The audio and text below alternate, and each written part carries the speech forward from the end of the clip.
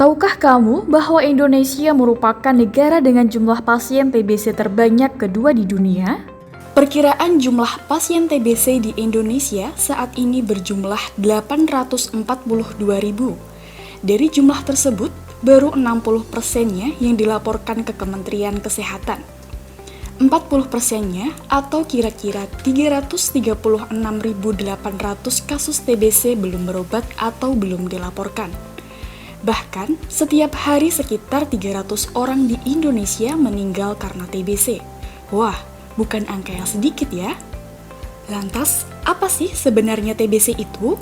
Tuberkulosis, sering disingkat TB atau TBC, adalah penyakit menular langsung yang disebabkan oleh kuman TBC, Mycobacterium tuberculosis. Kuman TBC hanya dapat dilihat dengan menggunakan mikroskop, yang terlihat berbentuk batang dan sifatnya tahan asam. Oleh karena itu, kuman TBC sering disebut sebagai bakteri tahan asam. Kenapa sih TBC ini masih menjadi masalah besar di Indonesia? Yang pertama, belum semua fasilitas pelayanan kesehatan memberikan pelayanan yang optimal untuk pasien TBC. Kedua, belum semua lapisan masyarakat sadar untuk berobat ke dokter, puskesmas, atau rumah sakit jika batuk lebih dari 2 minggu. Ketiga, belum semua lapisan masyarakat paham tentang penyakit TBC, bahayanya, cara penularannya, pengobatannya, dan pencegahannya. Bagaimana kuman TBC ditularkan dari pasien ke orang di sekitarnya? Penularan kuman TBC terjadi melalui droplet, percikan air ludah yang keluar saat pasien TBC batuk, bersin, tertawa, atau berbicara. Kuman TBC tersebut selanjutnya akan terhirup oleh orang yang berada di dekat pasien tersebut. Siapa saja yang berisiko tinggi tertular TBC? Anak balita, lanjut usia, remaja, pasien diabetes mellitus, orang yang tinggal di rumah yang padat penghuninya, gizi buruk, dan pasien HIV. Berikut gejala jika kita terkena TBC. Untuk orang dewasa, gejala utamanya adalah batuk berdahak lebih dari 2 minggu disertai darah.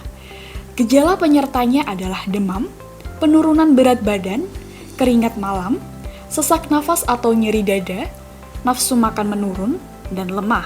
Sementara, untuk anak, gejala yang ditimbulkan adalah batuk lebih dari 2 minggu, membekakan kelenjar, demam tanpa sebab, berat badan turun, atau aras-arasan. Lalu, bagaimana cara mencegah sakit TBC? Salah satunya dengan vaksinasi BCG yang diberikan pada anak umur 0-3 bulan. Selain itu, kita harus menciptakan lingkungan dan gaya hidup sehat, seperti biasakan gaya hidup sehat, makan makanan yang bergizi, rumah dengan jendela dan ventilasi yang terbuka agar sinar matahari dapat masuk ke dalam rumah, dan tidak merokok. Apa yang harus dilakukan bagi orang yang kontak serumah atau kontak erat dengan pasien TBC? Nah, kontak serumah adalah orang yang tinggal serumah minimal 1 malam atau sering tinggal serumah pada siang hari dengan kasus indeks dalam 3 bulan terakhir. Sedangkan kontak erat adalah orang yang tidak tinggal serumah tetapi sering bertemu dengan kasus indeks dalam waktu yang cukup lama, yang intensitas berkontaknya hampir sama dengan kontak serumah dalam 3 bulan terakhir. Yang harus dilakukan adalah segera ke fasilitas pelayanan kesehatan untuk dilakukan penapisan TBC. Segera ke fasilitas pelayanan kesehatan jika timbul gejala TBC. Segera diberikan terapi pencegahan TBC berdasarkan indikasi dan keputusan dokter.